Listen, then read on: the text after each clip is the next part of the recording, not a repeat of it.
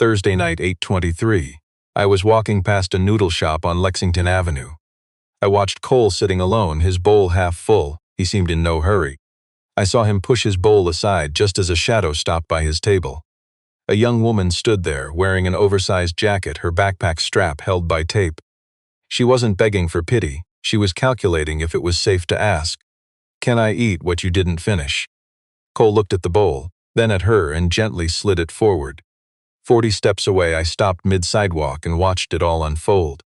I watched him pull out the chair across from him, offering no explanation. He went inside and brought back a fresh, hot bowl, not his leftovers. I watched him set it down like it was the most natural thing. I noticed Lena, the owner, watching them closely through her kitchen window.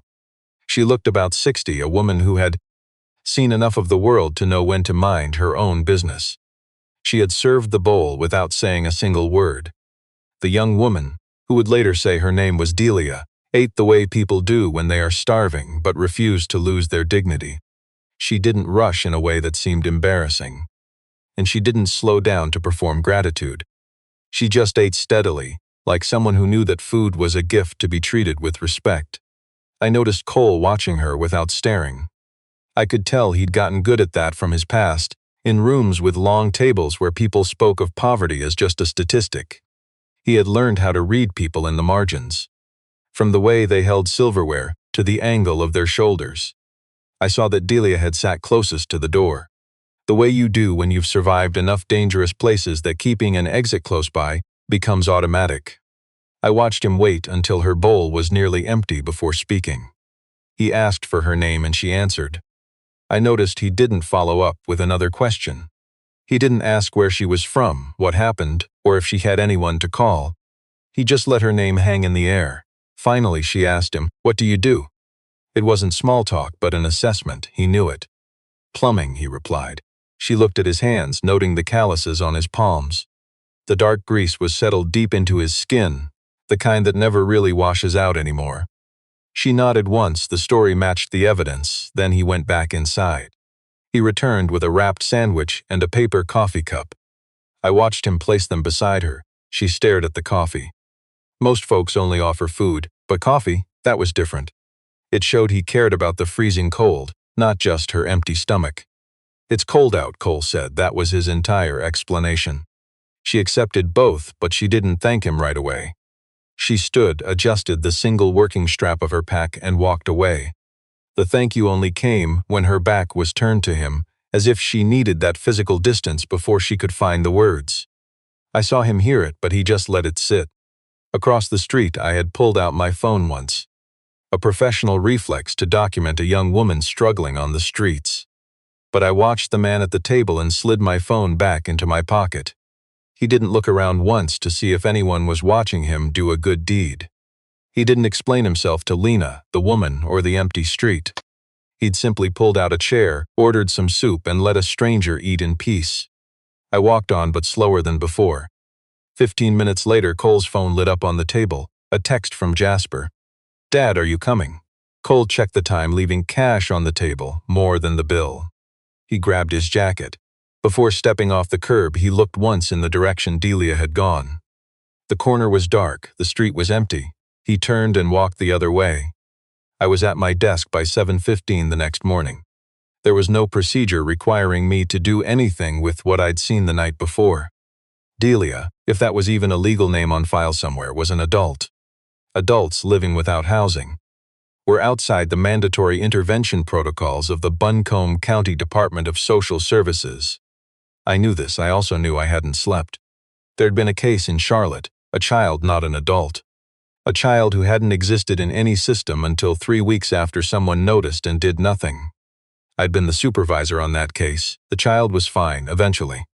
I'd never fully forgiven myself for those 3 weeks. I drove back to Lexington Avenue before the morning rush. Lena was restocking the condiments station when I walked up. I showed my badge, asking about the man from last night. Lena was careful, the way people are when they've lived long enough to know that showing up with questions don't always lead to good outcomes. But she answered, "Cole Hadley, he eats here most Thursday evenings." She paused, then added something I hadn't asked for. "He's a good man." Cole was 3 blocks away, crouched under a sink in a ground-floor apartment when I knocked. I heard the sound of tools and running water. He came to the door with grease on his hands, looking at my DSS badge, then at my face. He didn't look surprised. "I figured someone would come ask about last night," he said as we stood on the sidewalk. He told me what happened without elaboration. I asked if he knew where Delia was.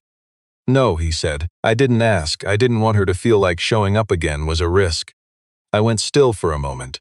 That was exactly the right read on the situation. It was also an instinct that took most experienced caseworkers years to develop.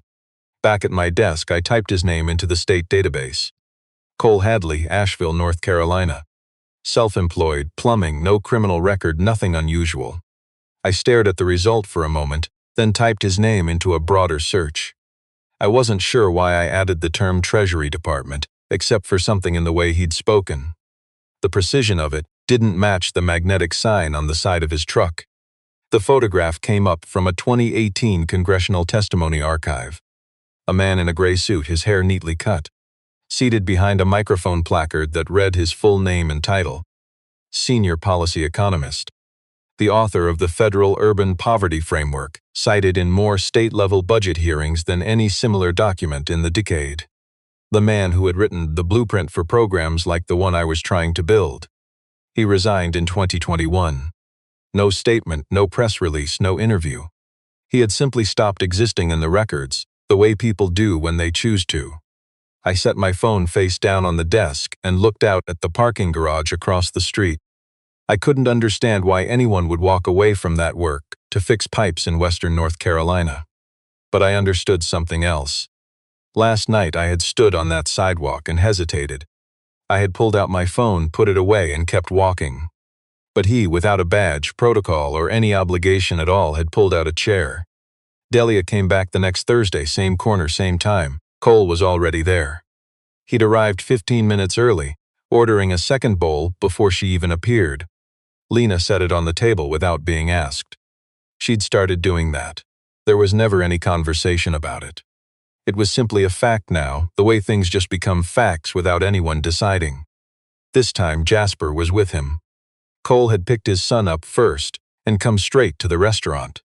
It was how they always spent Thursday evenings, right when Delia came around the corner and froze at the sight of a 9-year-old boy sitting in her chair. Jasper looked up and slid his chair over to make room. He nodded at her the way adults nod when they are being polite but truly mean it. "What's your name?" he asked. Not hello, not hi. Just the question, direct, because he wanted the actual answer. She told him, "Delia, I already marked this spot," Jasper said. He pulled a composition notebook from under the table, opening it to a page packed with hand-drawn lines and small labeled symbols. It was a map, or at least functioned as one, drawn in a system entirely his own. He explained what each symbol meant with the gravity of someone presenting a formal document. Delia listened.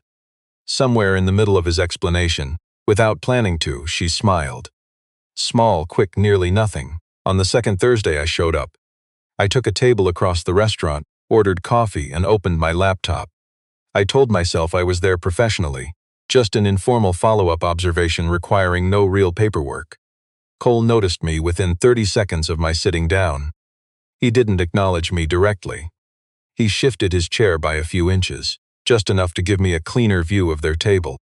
The gesture had only one possible meaning: I see you. It's fine. On the third Thursday I went to their table instead. I introduced myself to Delia by my first name only. Delia measured me the way she measured everything. Carefully, without expression. "What do you do?" she asked. I glanced at Cole for half a second. "Social services," I said. Something in Delia's posture changed. Not dramatic, just the slight tightening of someone who knew that certain titles come with consequences. Cole set down his spoon. "Marin's here because she wanted dinner," he said. He looked at me. Right, I said. Delia didn't entirely believe it, but she didn't leave. Later, while Cole walked Jasper to the truck, Delia and I stayed at the table. No one recorded what we said. When Cole returned, I saw a shift in Delia's expression. Not trust, not quite, but her guard had dropped a few feet. At the end of the evening, I pulled Cole aside while Delia was busy looking at Jasper's notebook. The boy was in the middle of explaining his color-coding system. It was highly elaborate. He was dead serious, and Delia was genuinely listening. "Do you know where she sleeps?" "Yes. You didn't tell me." "No," Cole told me, "because if you know, you have to follow procedure, and that would probably mean she won't come back next Thursday." I looked at him. "You're putting me in a difficult position." "I know, I'm sorry." Neither of us looked away. I finished the draft at 11 that night, sitting at my kitchen table with a cold cup of tea. On a document I had technically started 3 months ago and never gotten past the second page. It was my proposal for safe harbor. I was calling it a framework that would allow community access points to provide voluntary support to people experiencing homelessness without triggering the harsh administrative processes that most of them had correctly learned to avoid. The idea wasn't new. What was new was that I finally believed I understood what was missing from previous versions I'd seen. The first case I thought of while writing the section on intended beneficiaries wasn't a child. It wasn't a family, or any of the groups my proposal was technically designed to serve. It was that young woman who had asked a stranger for his unfinished bowl of noodles. I sent the draft to Cole at 11:42. I had his email address from our first meeting, written on the back of a receipt from his jacket pocket. I didn't include a note explaining why I was sending it to him. Instead of sending it to the policy consultants on my department's approved list, I wasn't entirely sure I could have explained why. Cole read it the next morning between a 7 o'clock job and an 8:30. He sat in his truck in a gas station parking lot and read the whole thing. Then he replied with 3 questions, and they were short. They went straight to the places where my proposal's legal language left gaps that could be easily challenged. I read them at my desk and stopped moving for a moment. Those were definitely not questions from someone outside the field. We met at a coffee shop 2 days later.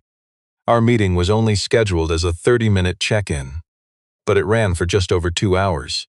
Cole arrived in work clothes, jacket still on, pushing back on the state versus federal jurisdictional framing in my compliance section in a way that was precise without being combative. I held my ground on the parts I believed in and conceded where I couldn't. It was, I realized afterward, the most honest policy conversation I'd had since leaving Charlotte. Somewhere in the second hour, I asked him directly, "Can you tell me who you actually are?" "I looked you up." Cole stared at his coffee cup, quiet long enough that it wasn't evasion. It was the pause of someone who had answered this question before and found all the available answers incomplete. "I'm a plumber in Asheville," he said. "The rest of it is who I used to be." Those 2 things aren't contradictory. For me, they are. I could tell she heard the door shut, but she also heard the hinge. Before leaving, I watched him sign under the initial agreement in principle. I watched him grab the pen, scribble his name, and drop it without looking at the paper again. I watched him slip out before Marin even looked at the signature. I watched her sit with it a while. I could see her wondering if he signed because he believed in the proposal, because of trust, or because of something that didn't have a name yet. In either category, I could tell. I saw Councilman Terry Falk call Marin in for a private Tuesday afternoon meeting. He was 58. Having spent 11 years on the Asheville City Council, I knew. Long enough, I figured, to know that the best way to kill a project was rarely direct opposition. I noticed a row of framed photos lined up on the credenza behind his desk. Groundbreakings, ribbon cuttings, handshakes with people whose names were on buildings, I observed. I saw him point at none of them. He didn't need to. I heard him tell her he had concerns about safe harbor. Specifically, I could hear his worry about the liability exposure facing the city. Should any participant in an informal support arrangement get hurt, he warned. I counted him saying the word liability 4 times in 11 minutes. I watched him masterfully pretend to be worried about all the right things. Then I heard his solution. I heard him say that if Marin wanted to move forward, she should consider partnering with cleaner institutional structures. He had a list. I watched him slide it across the conference table, sliding it with that forced casualness I've seen 1,000 times. I watched Marin study the list. I watched her recognize a few names, all recently formed nonprofits under 3 years old with no track record to speak of. She asked for time to evaluate them, and I saw Falk smile. It was the answer he expected from an 8-month rookie, I figured. I watched her sit in her car in the dark garage for 10 minutes. Then I saw her call Cole. This was the first time she had contacted him outside of work, and I knew she registered that shift as she dialed. I knew she wasn't calling him for his policy expertise. She had colleagues with better credentials, I knew. She called because he already knew enough of the story, saving her from starting over, I realized. She relayed Falk's words while Cole listened quietly on the other end. When she finished, he asked for the names, and I heard her read them aloud. He asked her to repeat 2 names, and I knew he was writing. After they hung up, I watched him sit in his truck, staring at the paper. I knew he recognized those names from elsewhere.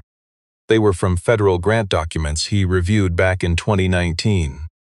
I knew those organizations had applied for funding through the housing initiative he had been building. And I knew he had flagged them for conflicts of interest before they went anywhere. That route had been blocked at the federal level, I knew. Apparently they found another way, and I watched him stare at the list. Then I watched him look out his windshield toward Lexington Avenue, 2 blocks east, to the corner where I watched him share his dinner with a homeless girl, visible in the right light. And somewhere behind the market, in a vacant lot I'd seen him walk past, once on purpose and once by accident. I saw a woman named Delia sleeping in that abandoned truck. I watched him crumple the paper, smooth it, and fold it along a clean crease. Then I saw him tuck it into his jacket against his chest. It was like the list and the woman had become one in his mind. He probably didn't even realize when it happened. All that mattered was that it had. I knew Ruth Adler had run the Street Ambrose Community Kitchen in downtown Asheville for 22 years. I watched her manage every dollar, knowing exactly where it came from and where it went before. She'd trace it back to the years when the kitchen was still in the basement of a church that doesn't exist anymore. I could see her quiet certainty, which came from watching this city change all around her. She knew that money and power in Asheville were always bound together. I saw Cole walk up to her on Wednesday morning. I watched him place Folk's list on the table, studying her face as she looked. She stared at the paper without saying a word. I watched her get up, walk through the back door into the tiny office she'd kept for 20 years, and return holding an old, faded, padded envelope. She placed it on the table right next to the list. There were 3 letters inside, dated from 2017 to 2019. I saw they were written on official City of Asheville letterhead, signed by Terry Folk when he was deputy council chair. I noticed each letter was addressed directly to Street Ambrose's director. Every single one expressed, in very formal and cautious words, a deep concern that the kitchen's involvement in a federal grant program would create what Folk called an unwanted precedent of relying too much on federal money. The program he wanted them to reject was the exact forerunner of the framework Cole had spent 3 years building at the Treasury Department. Folk fought it locally while it was still a draft, long before anyone in Washington had even heard of it, before it even had a name, and before Cole ever set foot in Asheville. And Folk had no clue that the man sitting across from Ruth, reading those old letters, was the actual person who wrote the program he tried to kill. I watched Cole read all 3, then rest his hands flat on the table. "You knew who I was," he said quietly, not even asking. "I figured it out about a year after you started coming here," Ruth replied. "I was waiting for the right moment. Why didn't you ask me sooner?" "Because you needed time, and there wasn't a big enough reason yet." He stared at the envelope. "There is now," he said, scanning every page with his phone. That night, I saw him forward the files to an address untouched for over 3 years.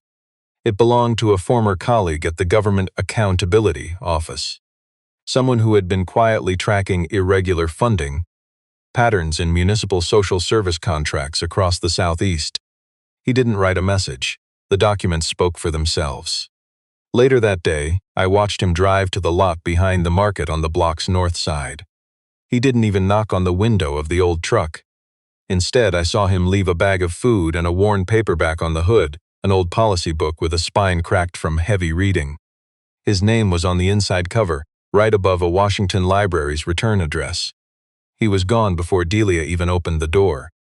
That Thursday evening, she set the book on the table between them. She had opened the front cover, looked at the name, then at him. "This is yours," she said. "It's yours now," Cole replied.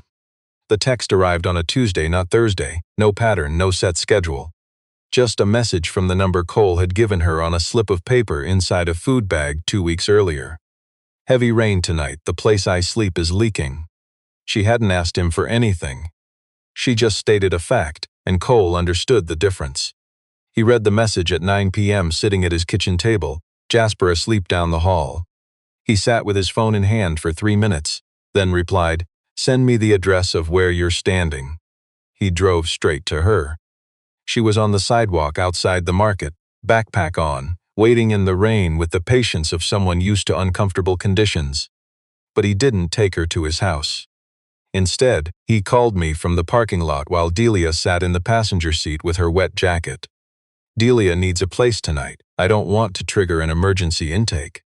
I don't know where her situation stands. And I don't want a flag in the system before we understand what we're working with. Can you help?" I arrived in 20 minutes. I didn't ask why he had called me instead of the county shelter line. He didn't explain.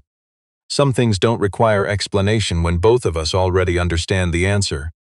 Delia didn't want the emergency shelter. She gave no reason and didn't need to. Cole and I both read what lay underneath the silence, and neither of us pushed. I negotiated with her quietly, no pressure, no promises I couldn't keep. Just options laid out clearly and honestly, without that institutional urgency that makes people feel managed rather than truly helped. I had learned a long time ago that the difference between someone accepting help and disappearing from a conversation was rarely about the help itself. It was always about whether they felt they had a choice. Cole sat beside Delia through our whole conversation. He didn't speak for her and didn't try to interpret for me. He was simply present, which turned out to be the thing that mattered most. At one point, Delia glanced at him, a quick look that checked if his presence was still true. He didn't move. She turned back to me. "Okay," she said. I arranged a room through a partner hotel we used for temporary placements. I drove Delia there myself. Cole stood on the sidewalk outside the restaurant, watching my car until I turned the corner and was gone. The night had gotten colder. He stood there longer than he needed to. On my way back through downtown, I stopped at a green light. The car behind me honked before I registered the change. I wasn't thinking about Delia. I was thinking about Cole standing on that sidewalk with his hands in his pockets, watching me leave. There was a specific quality to how he'd been standing that I couldn't stop turning over. It wasn't the posture of a man who had done a good deed and was ready to go home. I could see in her posture that she was worried about someone specific. I saw her head back inside for the jacket she left on a chair. I saw Cole waiting out there, sitting on his truck's hood in the dark. He stood up as she appeared, holding it out. I watched their hands touch as they swapped it. I noticed they didn't pull away. "Were you waiting to return my jacket?" Marin asked. "No," Cole said. Falk scheduled the public budget hearing for a Thursday morning. He'd asked Marin to present the department's quarterly review, which was standard, and to handle questions about the safe harbor proposal, which was unusual, but not enough to trigger any alarm. From what I gather, he expected her to defend the proposal carefully, then, once those 2 council members he'd already prepped began to press her, to agree to a timeline extension that would essentially kill the project until after the next election. It was a trick he'd pulled before with other directors. The routine was reliable. I heard that the night before the hearing, she got an email from a stranger. Inside was a zipped folder. Inside were scanned copies of 3 letters she had never laid eyes on. The secret letters from Ruth's locked cabinet, plus 3 fiscal year budget documents from the city finance office, exposing a clear pattern of shifted funds, diverting cash from housing and social services straight into a municipal partnership, a company that, if you traced the shell filings carefully across 4 documents, led straight to a private investment group where Terry Falk held a secret, undeclared slice of the pie. She had no idea who sent it, and she didn't call Cole to check. I think she already knew the truth before even touching the phone, so she set it back down. She spent 2 hours that night combing through every single page of that folder. By the time she slept, her legal pad was crammed with notes, and she had a clear, quiet understanding of exactly what she had to do when morning came. She'd been in this business long enough to know the difference between proof that shifts a talk and proof that ends it. This was definitely the second kind. I saw her sit at the table the next morning, her original report tucked away, unopened. She brought those secret documents instead. She asked Falk directly, right in front of a room that included 2 local journalists, plus a state capitol reporter who had driven all the way down for unrelated reasons, asking him to explain the quiet shifting of housing support funds over 3 straight fiscal years into a development fund that directly benefited the exact organizations on his own safe harbor partner list. I heard her ask the question in her usual staff meeting voice. Steady, clear, and far too calm for anyone to call emotional. Falk tried to ramble about procedural complexity and multi-year planning cycles. The 2 council members he'd prepped just sat there in silence. The whole room went dead silent. The budget cut to St. Ambrose, and those other charity groups was tabled for review. The safe harbor proposal actually got approved for a 90-day pilot. Falk wasn't arrested that day, and nobody publicly accused him of anything. Real justice rarely strikes like lightning. It builds up slowly in the records. I watched him leave the chamber, realizing someone had connected the lines he'd spent years keeping parallel, and I knew whoever did it had given the information to someone who knew exactly how to use it. I knew the investigation would take months. The outcome wouldn't be dramatic, but I knew he'd be watched from today on. I saw Cole watching the stream from his truck, parked, a job he'd finish after lunch. I watched him follow the whole thing. His phone was propped against the dash, coffee going cold in the holder. When Marin asked her final question, the screen went quiet for 3 seconds before Falk finally answered. I saw Cole reach over and flip his phone onto the passenger seat. He sat there with the engine off. That afternoon I noticed he didn't text Marin. He messaged Delia instead. "Did you watch?" she replied 4 minutes later. "Yeah, she's good." I saw him stare at those words longer than he needed to. Then I watched him shift into drive. 3 weeks after the hearing, Safe Harbor launched its pilot phase. Delia was the first to sign up, not because anyone pressured her. Marin asked her once simply. Delia paused for a moment, then said yes. The program set her up in transitional housing with a real legal address. That meant she could finally apply to return to university under special circumstances. She submitted the application on a Wednesday afternoon, using a computer at the Haywood Street Public Library. She told Cole that Thursday evening, not like she was reporting news, but like she was still figuring out how to say it out loud. I noticed how she spoke about it. It was unlike how she had discussed anything before. She wasn't carefully weighing every word for danger. She sounded like someone with good news, just trying to figure out how that actually felt. Young Jasper heard her news with all the serious thought it deserved. "Does your school teach geography?" he asked. "Yes." "Then you will see where my maps are wrong," he said. He nodded once as if that solved a huge puzzle. Delia just stared at him. Then she laughed, not that tiny guarded chuckle from their first night, but a real honest laugh. I saw Cole smile and look down at his bowl. Jasper, happy with that, went right back to explaining the symbols on his map. His drawing had gotten way more complex since Delia started visiting on Thursdays. Once Jasper went inside to ask Lena about soup, I watched Cole and Delia linger. It was the first time I saw them sit alone without some problem to solve or next step to discuss. No awkward rules or barriers stood between them tonight. He wasn't playing a savior, and she wasn't just a charity case. Just 2 people at an outdoor table in October, as the street grew quiet and the final sunset faded on the concrete. I heard him ask what she'd been studying. She said urban sociology, focusing mostly on housing policy. She'd picked that major before losing her own home, which she mentioned with a dry, calm tone, like she'd decided the bitter irony was allowed to be funny. He chuckled, softly surprised, while she quietly watched him. He just sat and listened, offering no advice. I sat nearby, watching. He didn't tell her what to do next, or how he'd have lived differently at her age. I saw him ask a question when she paused, and another when she was ready. He just let the conversation go wherever she took it. I could tell she wasn't used to being heard like that, not just waiting for a turn to speak, but truly deeply listening. I saw her realize it right in the middle. She had been talking for 20 minutes straight. That was entirely new. She noticed it like you'd notice the sudden absence of something that was always there. It wasn't relief, just the quiet realization that keeping her guard up was no longer necessary. When she finally stood up to leave, I saw him stand too. He wasn't walking her out. Their movements were just perfectly in sync. They walked to the corner where the street split, and I watched them stop. Neither stepped off. I heard her ask, "Will you be here next Thursday?"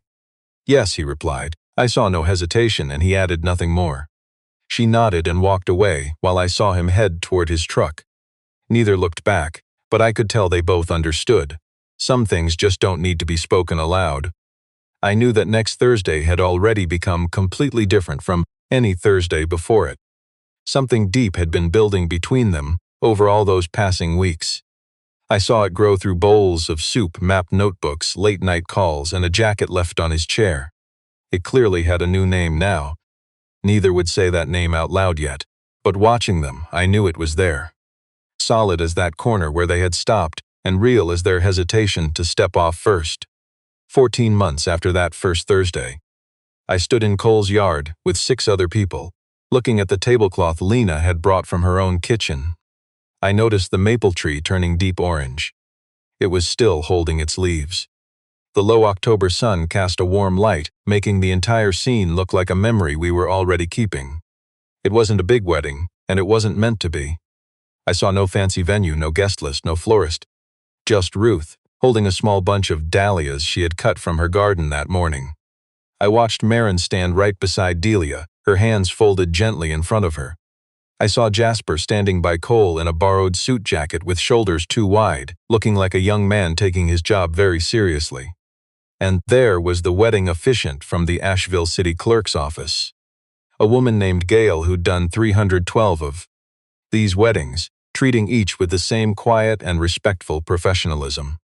Delia wore a stunning dress the color of a clear afternoon sky.